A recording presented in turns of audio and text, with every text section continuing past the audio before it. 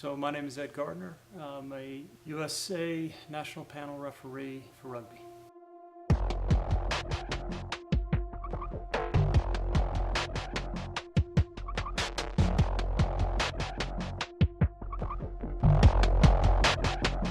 The first time I got involved with rugby was when I was in high school. I went to visit my brother who was at Georgetown University, and I think I was a senior in high school. I went to visit him, and he took me out to the rugby practice, which was really kind of cool because I was running around with a bunch of college kids, and here I am in high school, and I thought, these guys were the coolest thing I'd ever seen.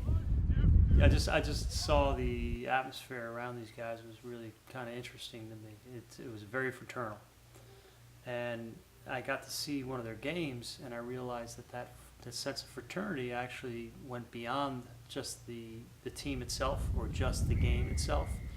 And what happened was, after the game was over, the other team and my brother's team actually got together for a party. And they had a very good party, and they were just enjoying themselves, and everybody was having a really good time. There were no hard feelings about anything. I'd never seen that before in sports. So I played rugby all through my university days, and then once I got out of college, I started playing with the men's club for a total of about 13 years. And so I was in my early 30s, and I ended up playing one game in Charlotte against a team from Kansas City, and I got my leg broken, and I got a couple of broken double compound tibia fit. So both my bones came out of my sock. It was pretty brutal, and that happened. And my wife and I, we just had our first child. So my wife comes to the hospital, and they're putting my leg back together, and then all these other things happened, all these other issues happened, and they didn't catch. I had an embolism, and they didn't catch that, and so there's all this drama. And after it was all said and done with, my wife said, if you want to keep playing rugby, I'm going to have an issue with that. So I thought I would start coaching rugby just to stay in the sport. But what I found was, as I started coaching, they'd ask you to ref games when they didn't have a referee available. And I actually found that reffing gave me some of the same excitement I would get as a player. And I found out reffing was actually really hard, because on a rugby field, you got 15 guys from each team. And if you get really tired or if you get banged up, you can kind of go hide for a couple of minutes and then get back into the game again. It's a constantly moving game, but you can find little spots to hide on the field for a minute or two just to catch your breath. But there's only one referee out there, and that referee has to be at every single tackle or every breakdown. Every time there's a tackle made and the ball's moving back and forth and it's coming out again, that ref is supposed to be there at those tackles to manage those tackles. So there's nowhere to hide if you're the ref. If you make a mistake as a player, you drop the ball, you make a bad kick, you miss a tackle, something like that happens, and you know what?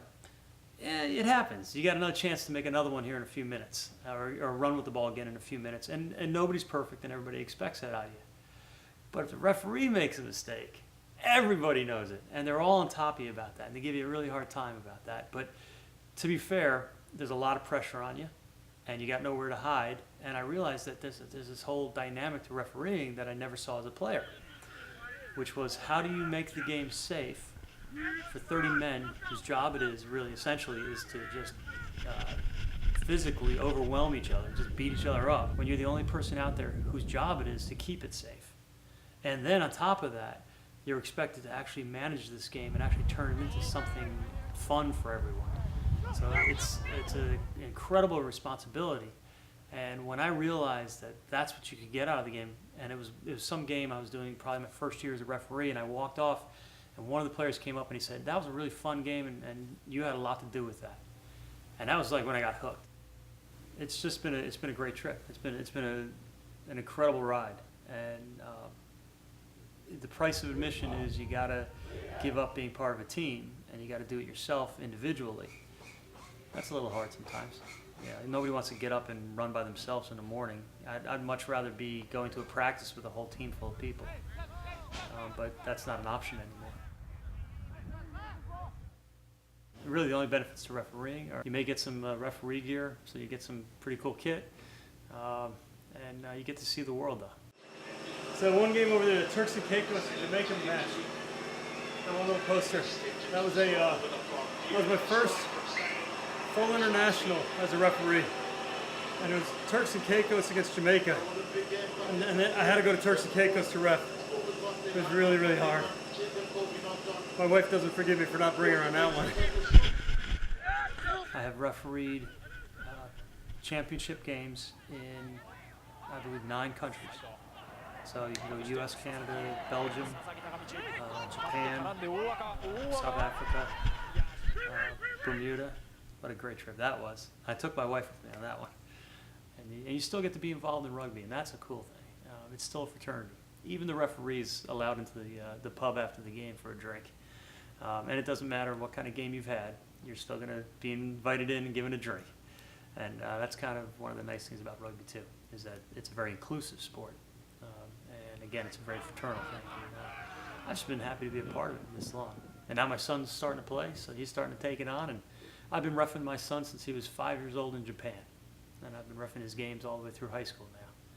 And that's a big kick too, getting out there in the field and actually running around and seeing my son make a really good play when I'm standing a couple feet away. That's the best seat in the house. That's the other thing I would say about refereeing. It is ultimately the best seat in the house. And when you're out there with world-class athletes playing the sport at a frenetic pace and things are just going at 1,000 miles an hour, sometimes it's really cool when you just stop and look around for a second and realize I'm in a stadium of how many? 25,000 people. But nobody in the stadium has a better view of what's happening right now than me.